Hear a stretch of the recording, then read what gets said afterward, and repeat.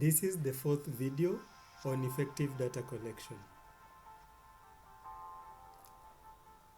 My name is Douglas Amenya, a researcher at DataTrax Research Limited, and this short course has been funded by DataTrax Research Limited. In our previous video, we did look at qualitative versus quantitative research. In this video, we shall be looking at choosing your sample questions. That is your survey questions. Now that you're aware of the different elements of a questionnaire, the next step is to think the various types of questions that you would want to ask in a given questionnaire. These questions below will help us decide which information we may need. The first question is, what kind of information do you need? The second question, what information can be easily collected? The third question, what information is actually useful for the organization? And lastly, did you include the 5 key questions, which are the introduction, identifiers, consent, open-ended fields, and validations? Let's begin with the first question. What kind of information do you need? Different categories of information include personal background, that is the name, religion, age, gender, etc. We also have educational information, health information, you may need that, and also government schemes subscription, and etc. For example, say we are looking to measure the change in students' learning outcomes. We could decide that we need some personal details of the students, that is the age and gender, as well as learning levels of the students, classroom activities of the teachers, and some school level information. However, we will not need details of the religion, personal details of the teachers, or information about the students' families.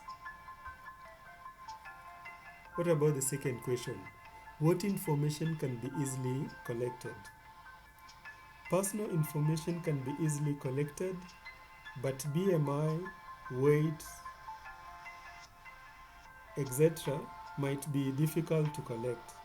It is easy to ask someone their weight, but the accuracy of this data is often low.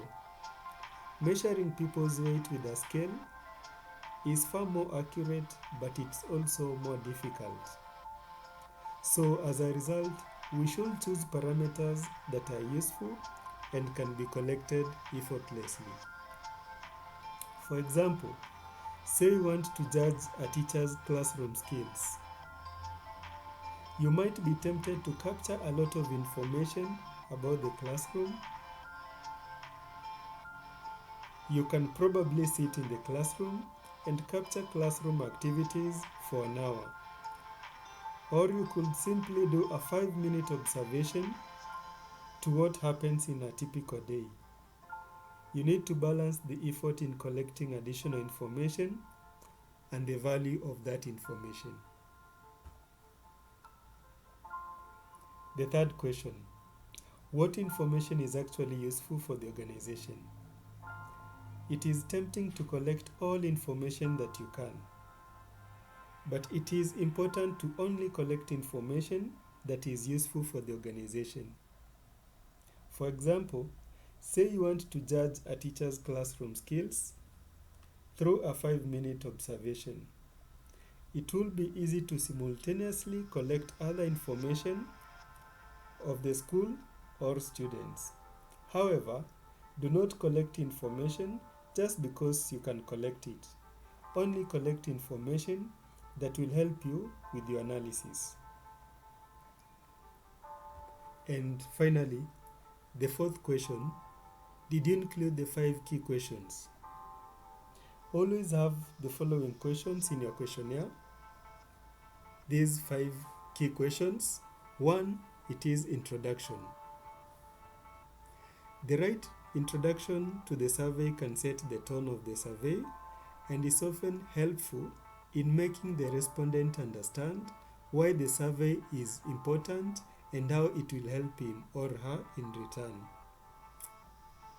That is for introduction. What about identifiers? The identifiers include the name, age, location, and etc. We also have consent. Now, in Kenya, most surveys require organizations to seek the beneficiaries' consent. It's also a good ethical practice to acquire consent from the respondents. Open-ended fields. Ask for information that might not be captured by the specific question types. And lastly, validations. Information like GPS and time taken to validate whether the questionnaire was filled correctly. So by leveraging smartphone-based tools for data collection, you'll be able to automatically capture GPS location and even the average time taken for surveys. So this will be helpful in creating a check to ensure your field surveyors are collecting accurate data from the ground. Let's take an example.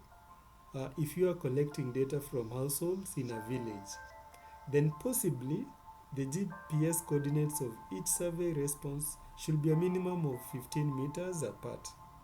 Similarly, if the average time taken for a survey is 20 minutes and one of your surveyors is submitting responses in under 5 minutes, this could indicate issues with his or her data quality and validity.